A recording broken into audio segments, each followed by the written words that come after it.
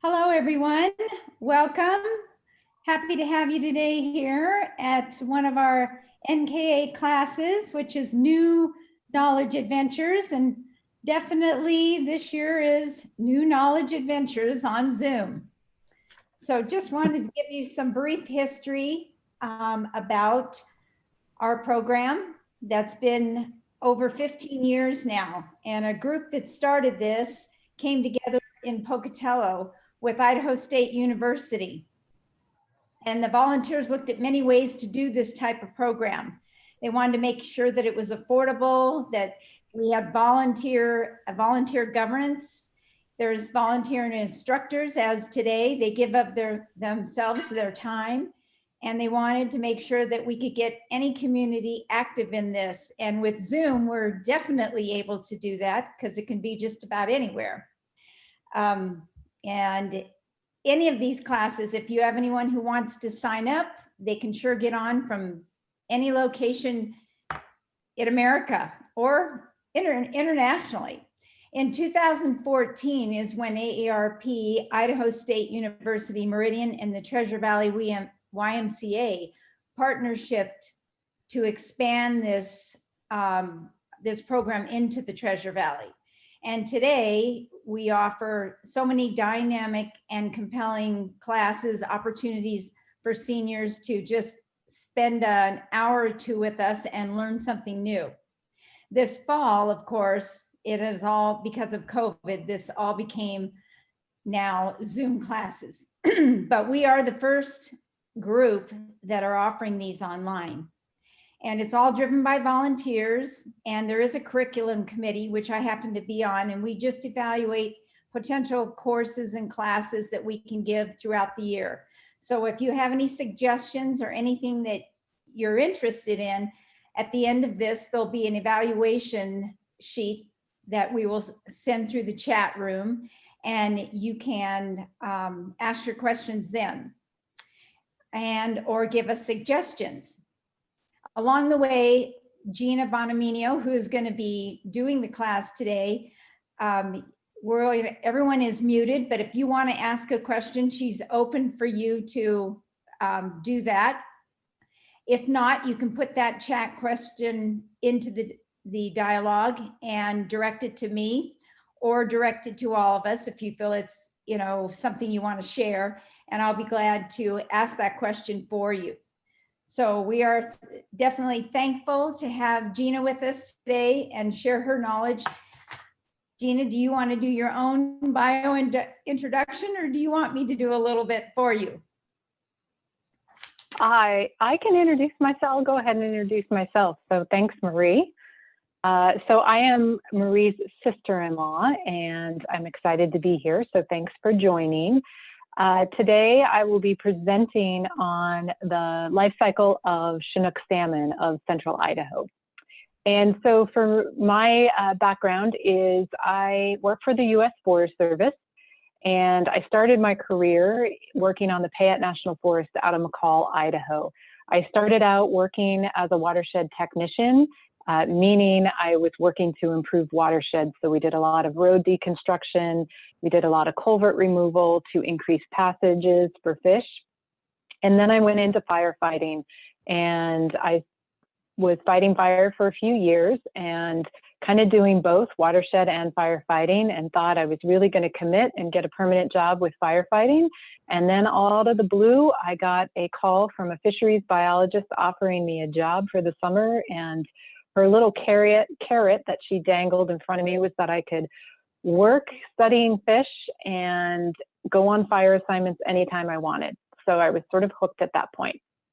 So that started about 8 years of being a technician. And after about 8 years, I decided to go back to graduate school, where I got a master's degree of natural resources, and which allowed me to qualify as a fisheries biologist.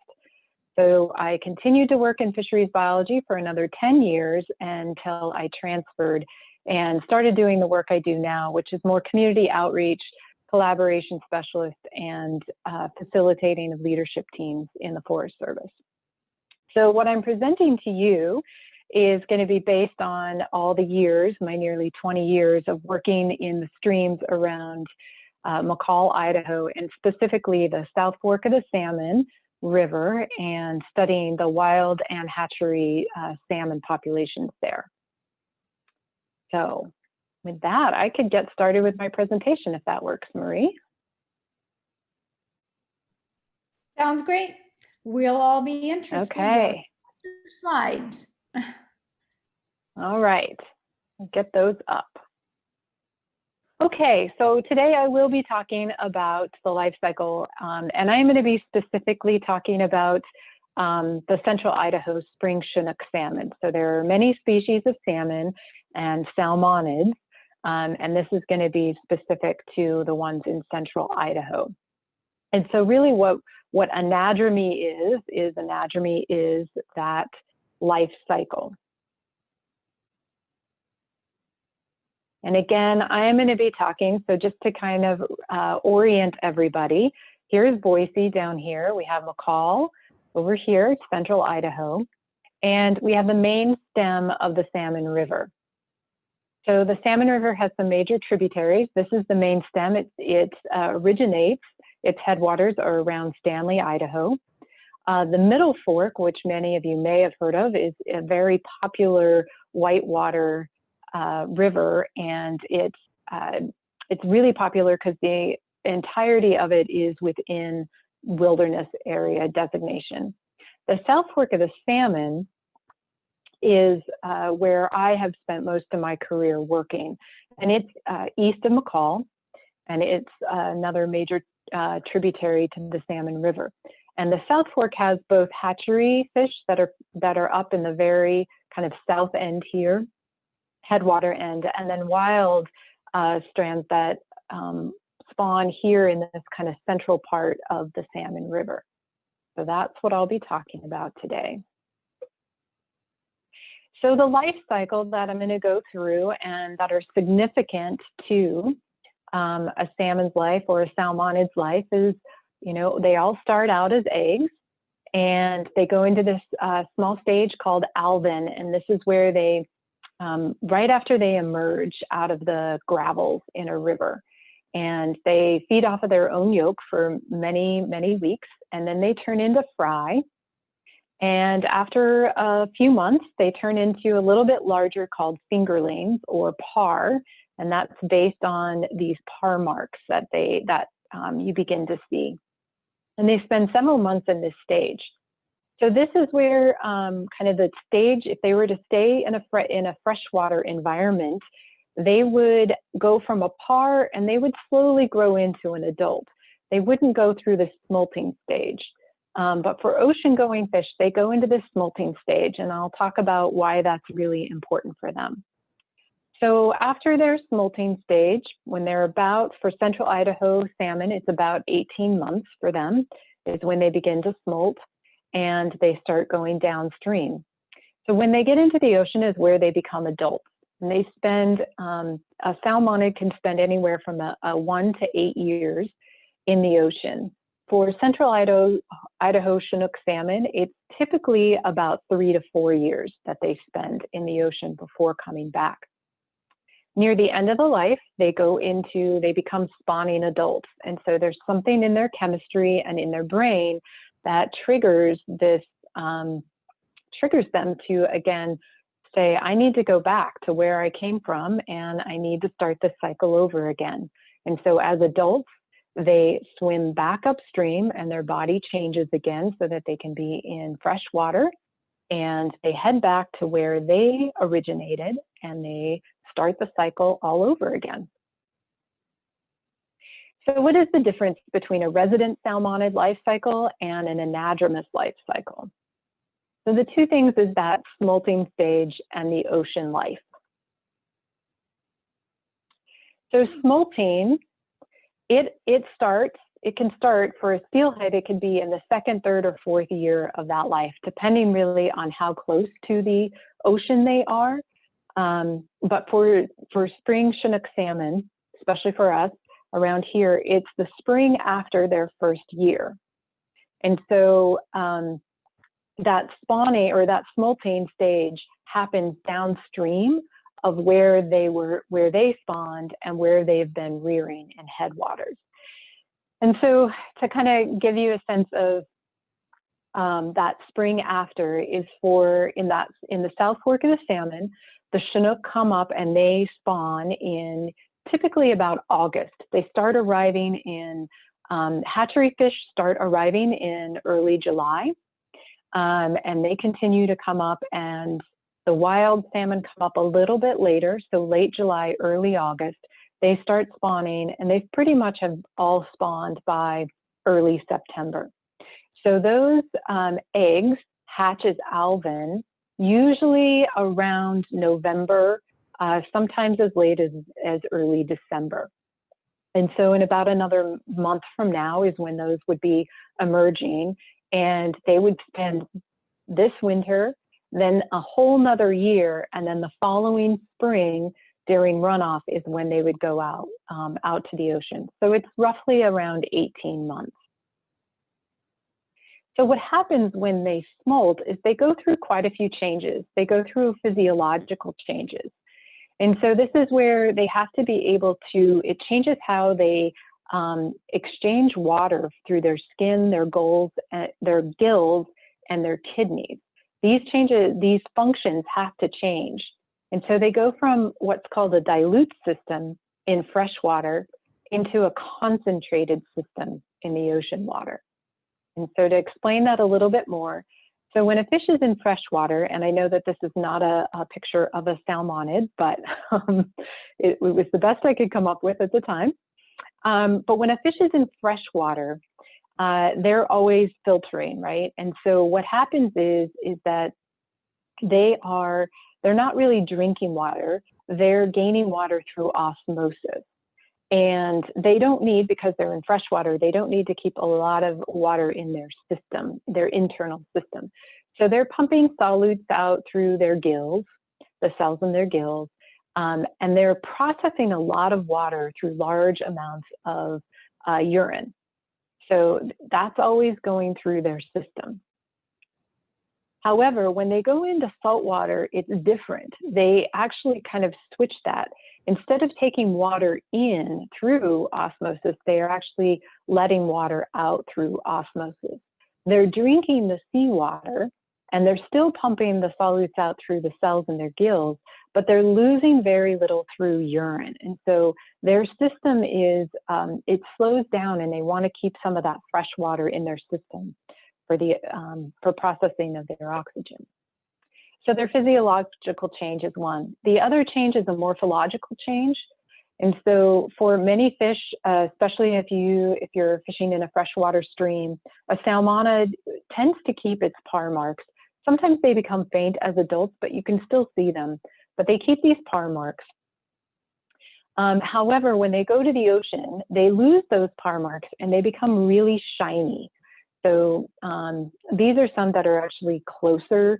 They're younger than what you would see them as smolts in this particular picture, but they're closer to the ocean. So you'll start to see that they'll lose their parr marks, and then their behavior changes. They tend to hide less, and they begin to school more. So as they're getting ready to move downstream in the spring, they school together, they come together, and they form these large groups to move downstream. And they're no longer using the stream habitat, so they're not hiding under the bank, they're not hiding in large wood that is falling into the stream. Their movement is together, and so they're coming together. So there are 3 migrations to a salmonid's life. There's the downstream as smolts. There's migrations once they're in the ocean. And then there's the upstream migration when they come back. And so the thing to think about is that when salmon are going downstream as smolts and when they're coming upstream as adults, they stop eating. So that'll come into play as we talk about what does it take for them to migrate downstream. So how far do salmon in the South Fork travel in order to reach the ocean? It's about 750 to 800 miles, depending on if they're what tributaries they're coming out of. But it's a pretty long way. It's a pretty far distance if you think about that. And this is roughly their route that they go through. So they're starting here in the South Fork, and they come out through the rest of the salmon. They come into the Snake River. They flow down the Snake and into the Columbia River, where they then, sorry, this is part of the Snake as well, but where they encounter 8 dams. So as a young smolt, they have to pass through 8 different dams in order to get to the ocean. So some of the things that affect a smolt getting downstream is time. Time, temperature, and predation are some of the big things. So the amount of time it takes a smolt to get downstream. So before there were dams and we had high spring runoff, usually took about 1 to 2 weeks. River water flowing pretty fast as snow melts coming off, as rain is increasing. That time for them to go was pretty fast. After the dams, they've calculated it takes about 2 to 8 weeks, depending on where their location is in the watershed. So a smolt has typically about 50 days in order to make those physiological, morphological changes in order to make it so that their body fully transforms so that they can survive in the ocean. If they don't make it there in that rough time of about 50 days, then they actually will revert back and they'll just stay as freshwater fish. So if we look at how many days are in those weeks, it's that 6 to 8 week mark that really makes a difference in their life if they're able to make it. So if they make it in 6 weeks, it's pretty good. If it takes them up to 8 weeks, that causes some of their mortality. The other thing that they encounter is predation. And so there's more predators that exist in dams than rivers. And there's a couple of reasons for this, if you think about it. Dams make really good, there's a lot of fish in there, right? And they can grow pretty quickly. And so that attracts more birds. So you have more predation in that way. The other part of this is that in the spring, when water is flushing through a river, there's a lot of sediment. So there's sediment coming off the hills with the snow. It's sediment being stirred up at the bottom of the stream bed. So you have more sediment. So that actually protects fish because the birds can't see them. However, in a lake system or a reservoir system, what happens is that stream water comes in and it hits that slower moving current, which causes then those sediments to drop to the bottom, which makes the water clear. Therefore, the birds can see them. So part of the reason that they change their behavior and begin to school together is so that they look like a mass versus being a single fish. So it's much harder for the birds to get them if they're a mass together than if they're just single fish. So the other thing that affects that is stream flow. So with less current in the pools, less current in the pools or in these reservoirs, what happens is that the smolts have had to, they've had to adapt. And so they actually have learned to swim during this time. And what that causes though, is that causes them to use the energy, that precious energy, where they're not eating, they're not creating the fuel. So they're actually having to use those energy reserves in order to get through these reservoirs. And then lastly, they have water temperatures.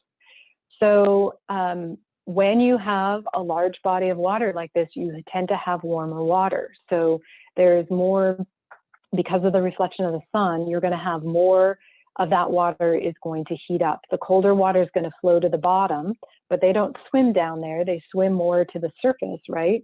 And so where the current is. So they end up they're in warmer waters. And this also affects their energy. So they like to be in really cold water. And when they hit these reservoirs with the warmer water, it slows them down. So I'm going to talk about kind of what numbers are like if we're looking at this whole cycle of what it takes. So if we had 2 adults that returned up into our headwaters system of the South Fork of the Salmon, and the female lays about 5,000 eggs and the male fertilizes, you get about, you know, probably a little more than half of those become fry. So they become those fry, and they spend that 18 months, right?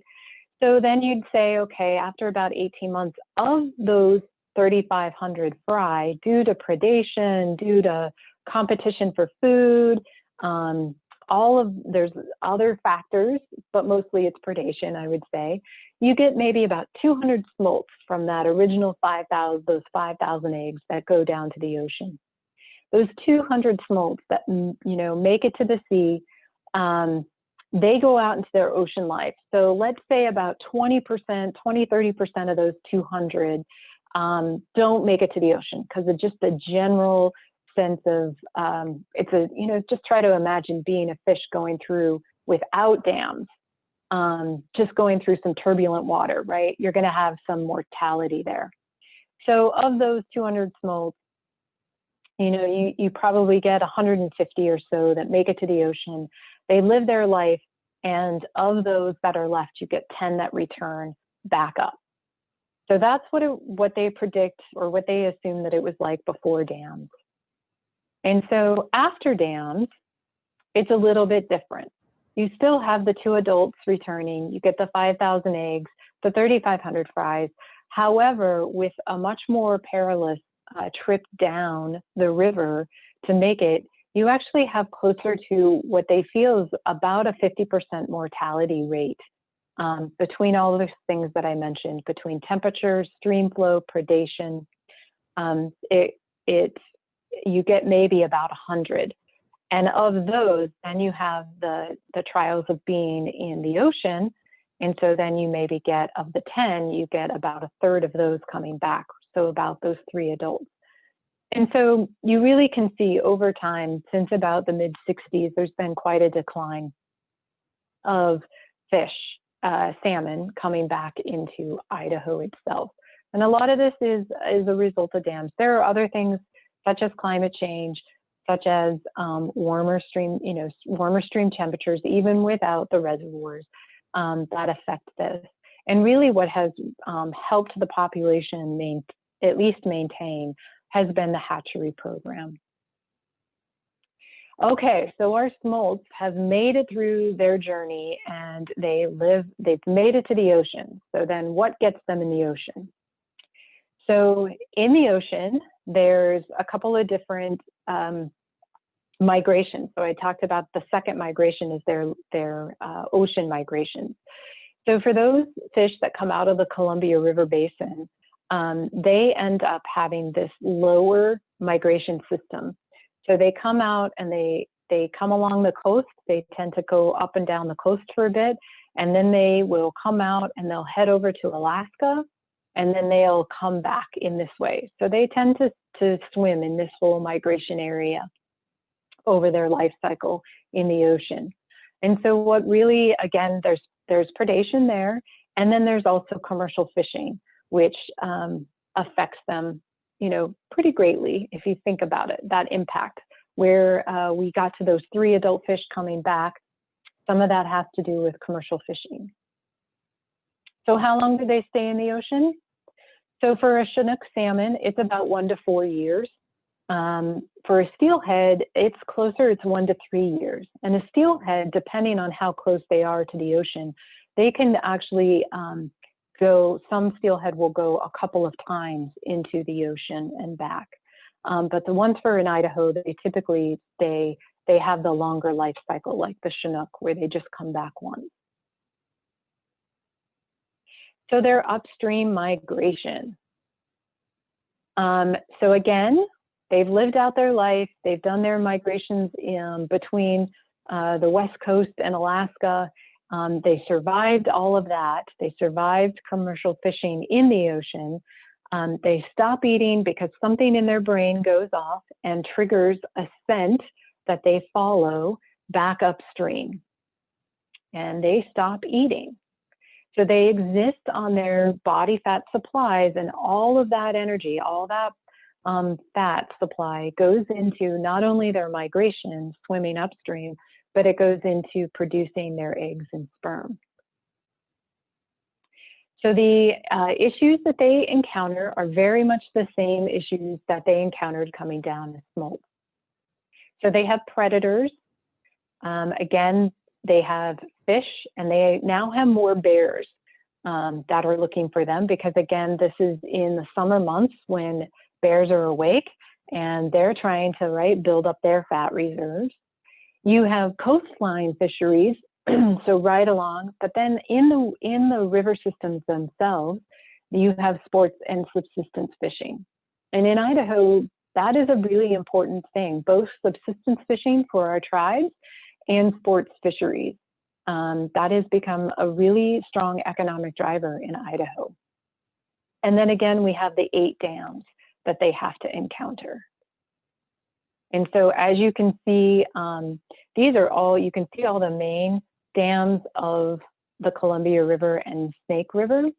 And then you have Snake River, you have these in Hells Canyon, you have the headwaters of the Columbia. There's a lot of dams. And so if you think about the Salmon River, which is over here, it's actually the longest inland waterway without a dam.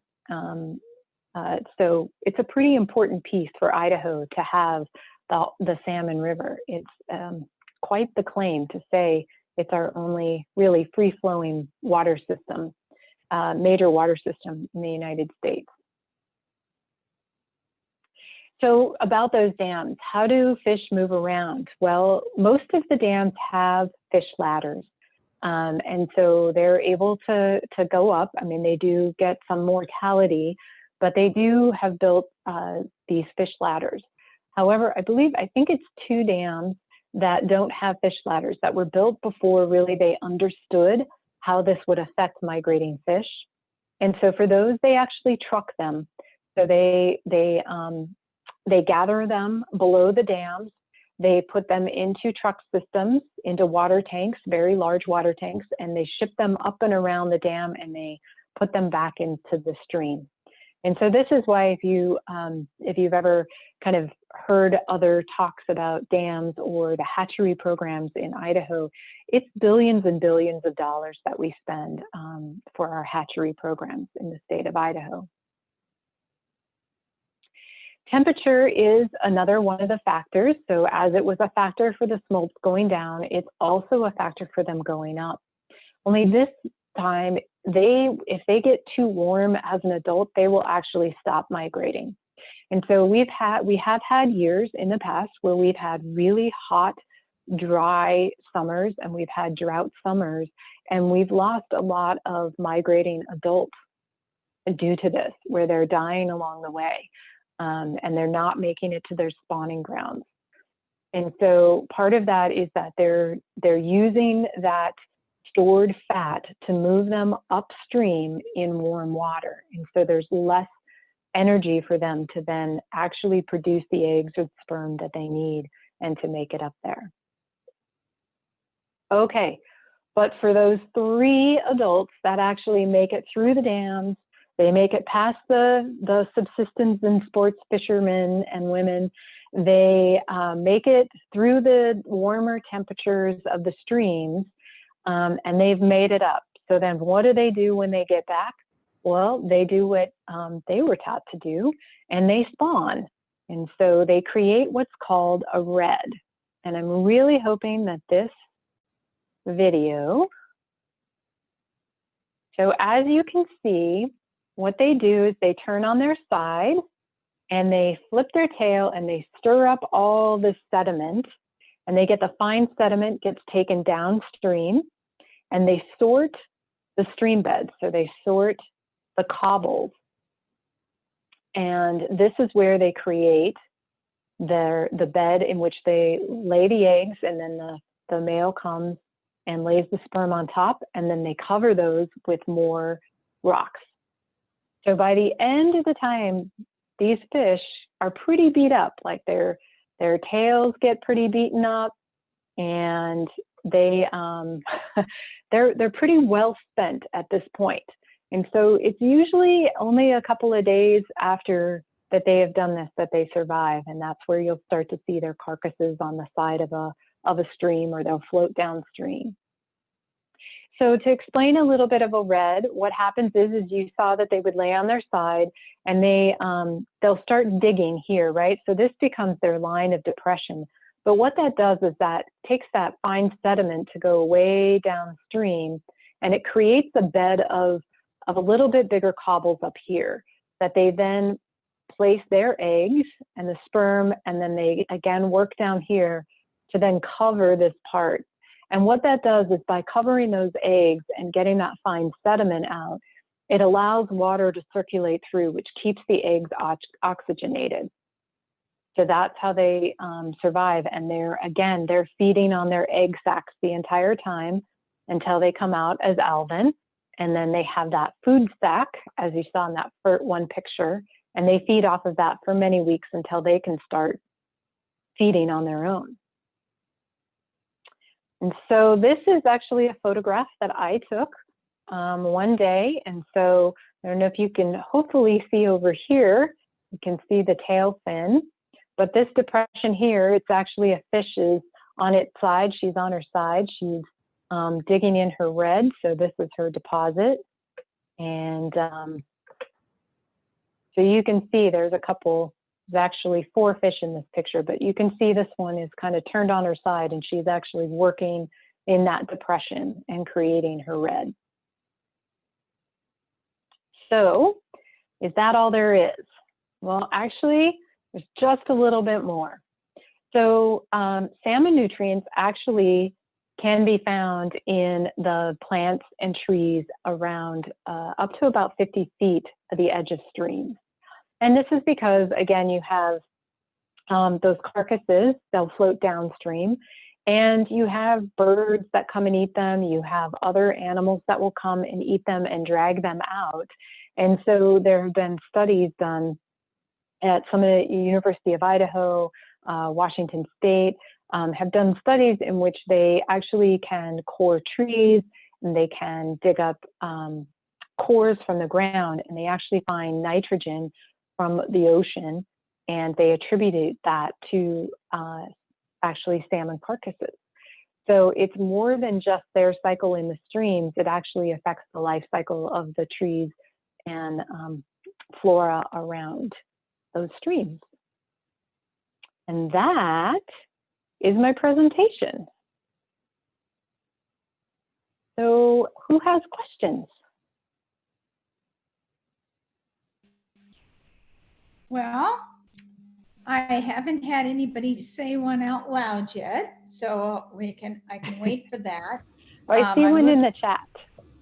Yeah, and so the question is, are there any ideas being developed to help increase the survival rate for the smolt?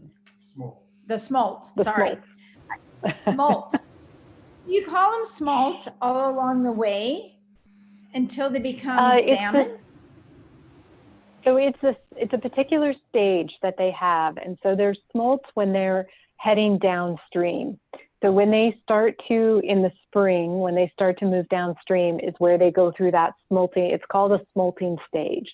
So it's really only a few weeks that they're in that stage, that their body are making those physiological and morphological and behavioral changes. So yes, I think that there are some studies of ways to get them through the reservoir system so that they're moving through there a little bit faster.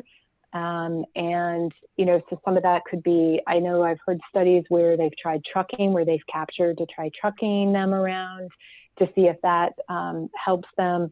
There's actually something that I saw a couple years ago, and I don't know where they are. I haven't seen it implemented, but they actually have been developing a contraption that can shoot a salmon up and over a dam. And so it's like a hydraulic, it's kind of like, if you think about the technology at a bank system, when you pull up to a drive-through and you have the tube and you put that in there and you stick it and it kind of gets sucked up and over, right, into the teller in the building.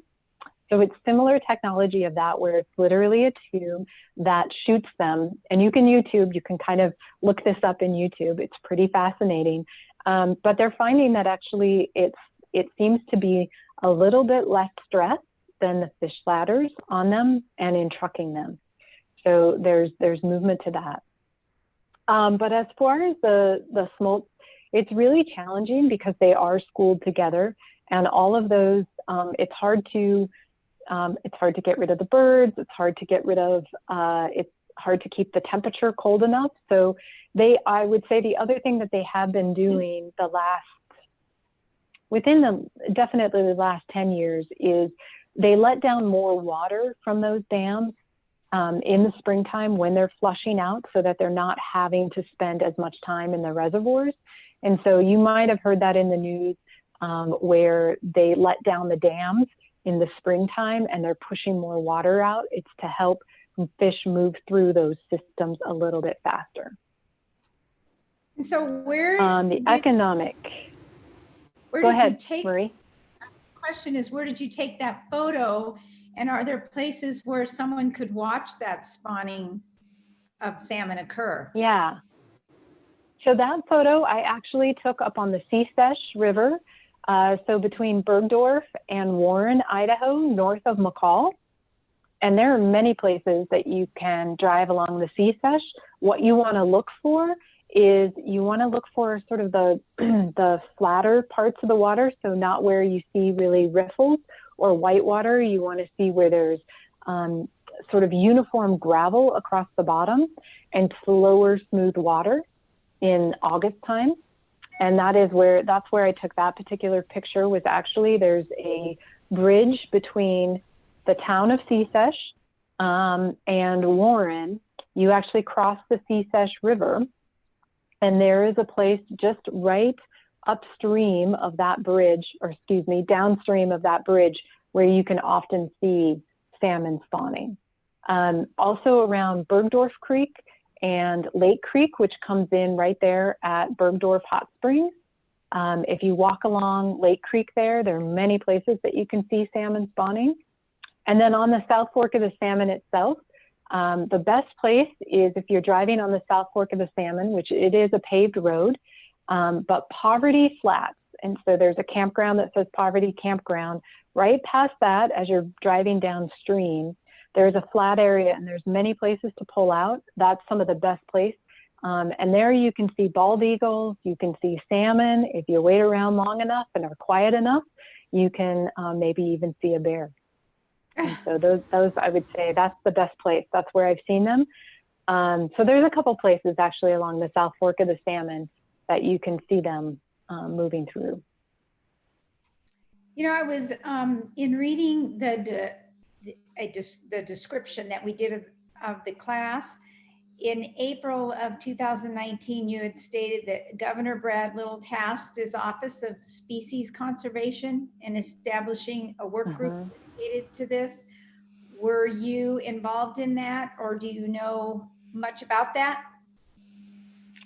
I don't. So since I left Idaho in 2018, I haven't been keeping. I do know that he has a task force and they are working. They had, I believe, their first summit was last summer or last spring, this past spring. They did meet virtually again in April. And they really are looking at what could they be doing, because as I said, it is an economic driver. I can't remember how many millions of dollars, but it is millions of dollars that fishing brings into Idaho. And it's really important to some communities such as Riggins, such as Salmon, Idaho, even at Stanley, Idaho, like these areas, these fisheries, we have some really world-class fisheries in Idaho. And so it's really important. Clearwater River is also up in northern Idaho. It's really important economically. Okay, and so another question is, can you talk a bit about the economic impact of salmon to Idaho and the US? And are there other places in the US where salmon spawn? Question mark Alaska. Does the process look pretty much the same in all parts of the US? So yeah, so I'll answer the economic. I can't really say the economic numbers. I wasn't so much in the work that I was doing paying as much attention, but I do know it is a really big driver to the economy. If you think about all the money that goes into people coming into the state, buying fishing lures, buying special poles, being able, you know, camping out along the way. For most of the time, especially for salmon, there's a very limited window in which they can legally fish for salmon. And that's really because it's the hatchery fish that they're fishing for. And so they really want to time that so that the wild salmon that are coming aren't as impacted, and they tend to come a little bit later in the year.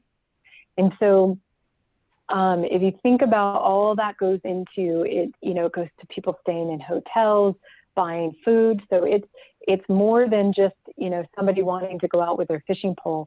It drives a whole lot more than that, the economy.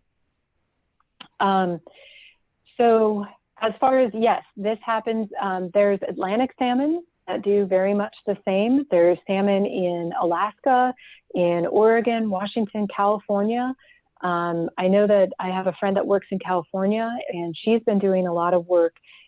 California has been putting a lot of money towards opening up many of the streams that they have had dammed. They've actually been working to take out some of their dams in order to increase having salmon coming back up into their waterways. Really looking at that as both a, not just an economic driver, but just also for them to have that as a species back. They don't want to completely lose that species, right? None of us want to lose our species.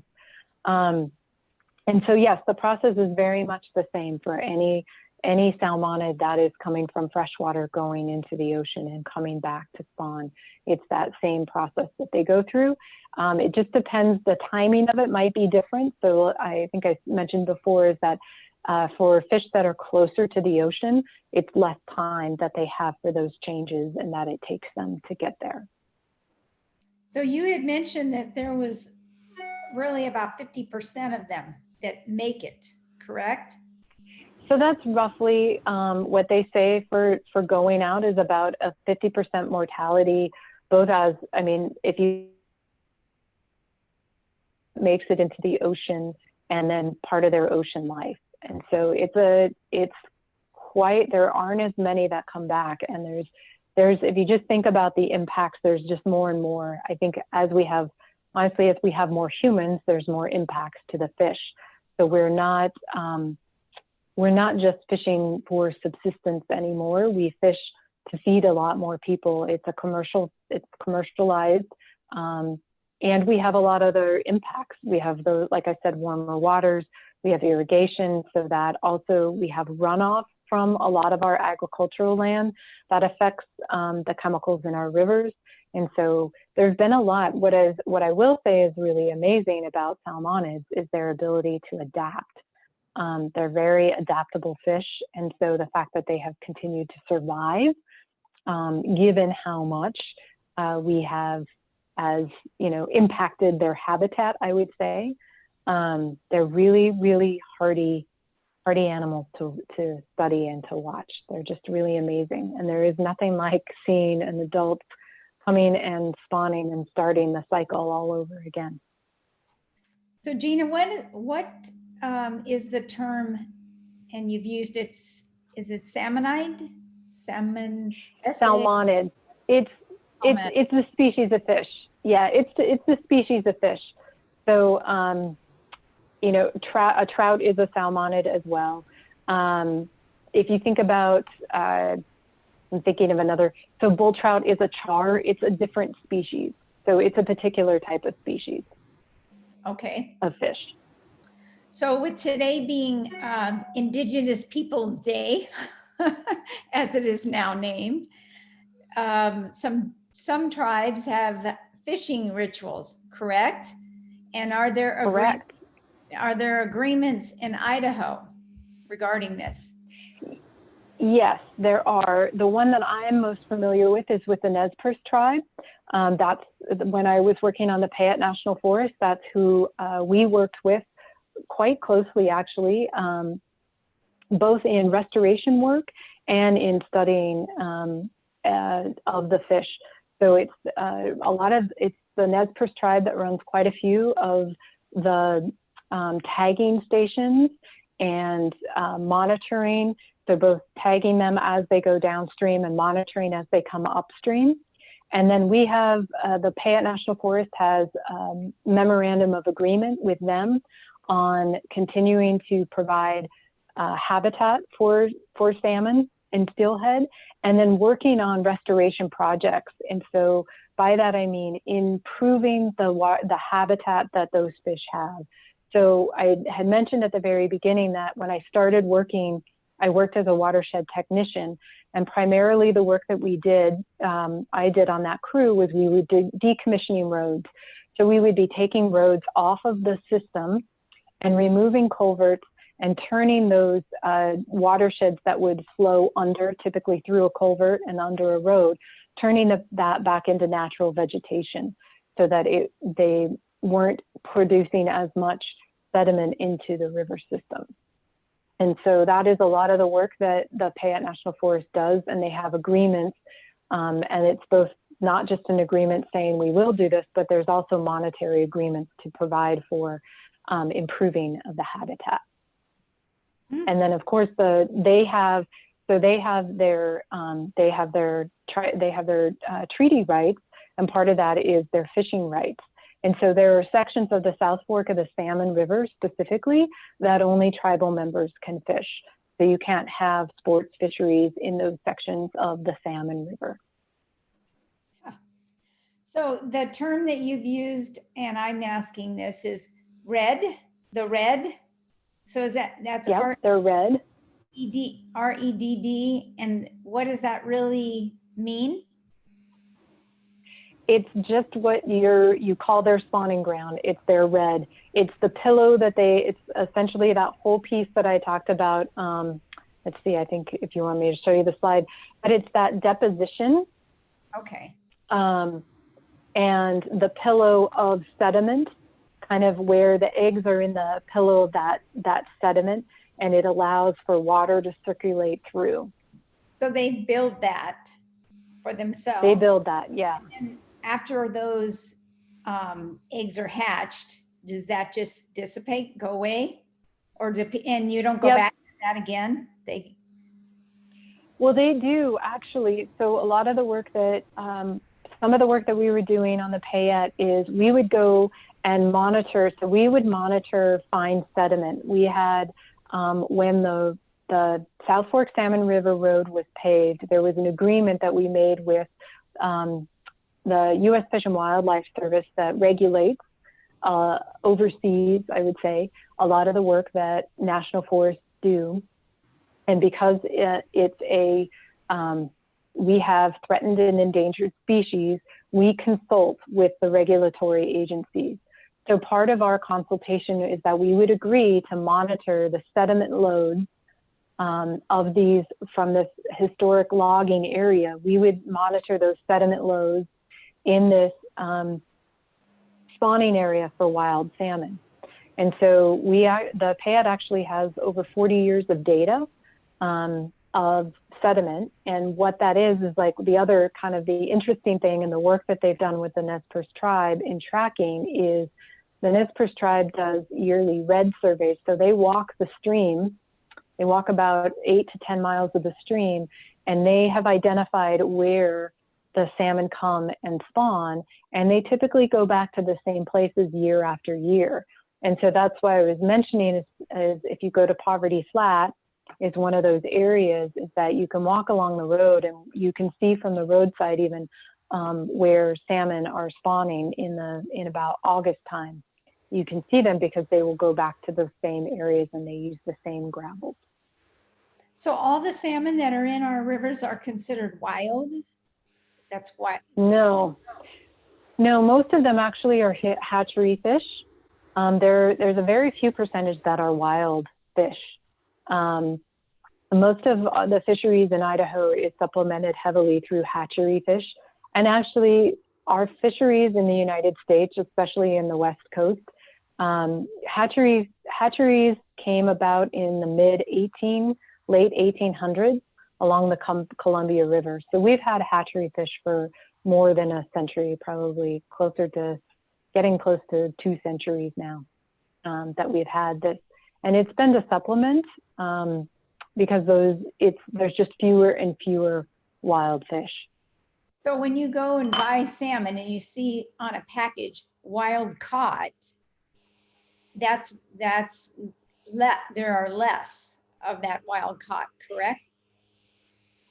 In Idaho, it's very different. So the fisheries around Alaska, they have a much, how do I want to say? They have a very regulated fisheries around Alaska. So they actually have more wild fish. They have been managing their fisheries populations in Alaska, and they have quite a few more species of salmon in the Alaska area. And so you are likely getting, that is part of it, is you are getting not only wild, but wild caught fish up there. They also have hatcheries up there, but they have just a much different system up there. It's regulated differently than it is along kind of the Pacific coast and inland. Right, where the Atlantic salmon is. Okay. Right. And Atlantic salmon is on the eastern coast, and that is also very different. And they have a lot of the Atlantic salmon are farmed. So they have actual fish farms off the coast, the east coast, in which does that change the coloring of the salmon? Why are some more pink, some are more on the lighter orange side? It depends on the species. Actually, it's more the muscle. It's the color of the muscle, and it has to do with their species.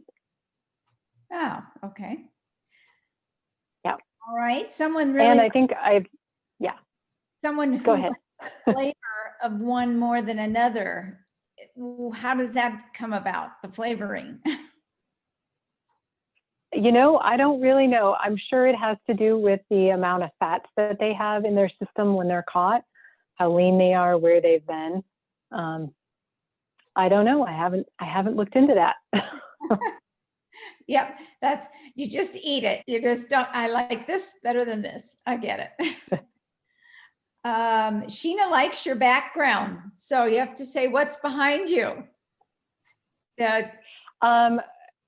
So the tapestry is from my niece, and it's so that I can work and live in my bedroom, since I am now doing these calls every day, almost all day. I needed something other than the bedroom door. And the TV, I just saw that. I actually just I was in Zoom and I was messing around, and I saw that they have these new filters that you can go in and choose different filters. So I thought I'd try the TV. That's nice. Yes. And so the tapestry kind of goes with your aura right there, I think. Yeah. Okay. I have a question. Tina, go ahead. Do the salmons absorb mercury in the ocean? Yes, they do. Yep. Like other fish, they also absorb the mercury that's in the ocean. And so I don't believe that it's as high as concentration, but it is, I think that is why there's sometimes concerns of the level of mercury in our oceans, but also what fish are kind of absorbing into their systems. And so I think that's why there's a lot of recommendations it's good to eat fish, but it's also good of where's that fish being sourced? And so there are some areas, so I believe that farm fish, and especially Atlantic salmon, I have heard, tend to have higher rates of mercury in their systems. Thank you. Yeah. Anybody have a question for Gina that they want to ask themselves or put into the chat? I don't hear anybody. Okay. All right. Well, I'm thinking that we're probably going to wrap up here then if there are no more questions. And we thank Gina for her presentation and all of her knowledge. Hopefully all of you have picked up some new tidbit of information on the salmon that's in Idaho and how it progresses throughout its life, and we end up with salmon for ourselves. And I know that that's one of your passions, is the waters, the rivers, Yes. the outdoors, the environment. You have a love for that, so I'm happy you could share a piece of that with everyone here today. Me too. Thanks for having me. Kind of fun. Thank you. Good. Marie, there's also the link that I just put out there for the survey. So Absolutely. folks can click on that in the chat room. It'll take you right to a really quick survey so we can give some feedback to Gina, the information as well as the program. Great. Okay, everyone, thank you so much. And take a look at our website. There are other classes that go up to about the mid of November. And then we are looking at planning our classes for next spring also. So stay tuned and stay safe and healthy. Appreciate your time today, Gina, and everyone who joined us. All right. Thank you. Thank you. Thanks. Thank you. See you.